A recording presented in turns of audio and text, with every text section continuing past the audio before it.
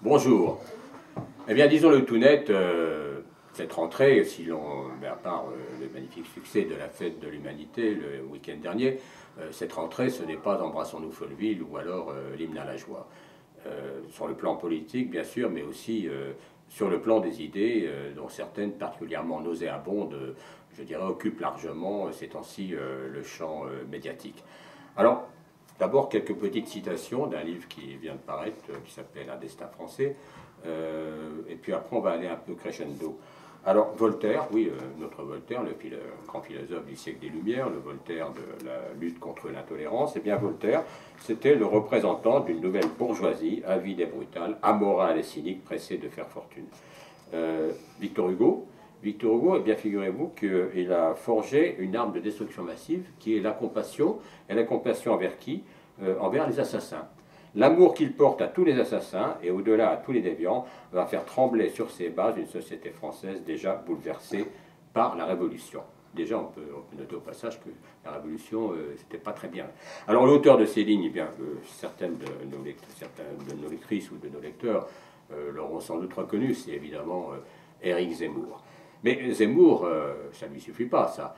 Il va bien plus loin, bien évidemment. Alors, on ne va pas citer toutes les insanités de son livre, mais dans l'émission de Thierry Ardisson, Salut les Terriens, voilà un petit échange avec une chroniqueuse de l'émission qui s'appelle Absatou Si. Zemmour, votre mère a eu tort de vous appeler ainsi. Elle aurait dû prendre un prénom du calendrier et vous appeler Corinne, par exemple. Ça vous irait très bien. La jeune femme répond je trouve que ce que vous venez de dire n'est pas une insulte à mon égard, c'est une insulte à la France. Éric Zemmour, c'est votre prénom qui est une insulte à la France. C'est évidemment monstrueux, c'est évidemment scandaleux. Mais ça ne suffit pas, ça suffit pas. En profitant de la reconnaissance par Emmanuel Macron du crime commis par l'armée française contre Maurice Audin, eh bien, il va de plus en plus loin. Donc Maurice Audin était évidemment un traître qui luttait contre l'armée française, qui luttait contre la France, et la torture de ce point de vue était justifiée et légitime, et propos textuels d'Éric Zemmour dans un entretien avec le directeur de l'opinion, Nicolas Bétou, Maurice Audin était un traître qui méritait 12 balles dans la peau. À ce stade, on ne sait plus quoi dire. On est absolument dépassé par une telle abjection. La seule chose qu'on puisse faire remarquer, c'est que ces propos-là sont une apologie de la torture et sont une négation de crimes de guerre. De même que les propos envers la chroniqueuse de Salut les Terriens sont des propos qui tombent sous le coup de la loi du point de vue du racisme.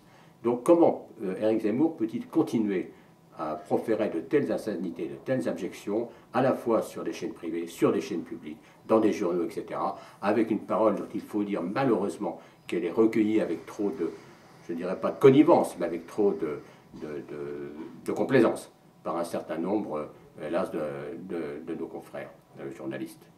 Donc, Éric Zemmour, il tombe sous le coup de la loi. Donc, il faut peut-être que des poursuites soient engagées. On aimerait là que le président de la République, qui avait reconnu le crime contre Maurice Audin, se prononce ou fasse se prononcer aussi son entourage sur cette question. Mais au fond, bien sûr, on se focalise sur Éric Zemmour et certaines, on pourrait peut-être nous le reprocher en disant qu'on attire trop l'attention sur lui. Mais ce n'est pas qu'Éric Zemmour qui est concerné.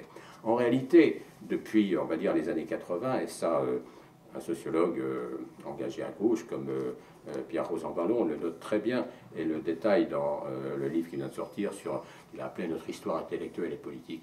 C'est depuis les années 80 qu'une nouvelle droite, au fond, a entrepris de déstructurer l'ensemble des valeurs qui sont celles de la République, qui sont celles de la démocratie.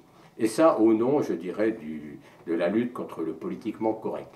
Il faudrait aujourd'hui se dégager de ce politiquement correct qui aurait le tort d'être du côté des droits de l'homme, de l'universalisme, de l'égalité, de la justice, etc. Non, non, non, non, il faut être politiquement incorrect. Être politiquement incorrect, c'est quoi? Ben, c'est avoir l'audace, je dirais, d'être du côté des forts contre les faibles, du côté de ceux qui ont tout contre ceux qui n'ont rien.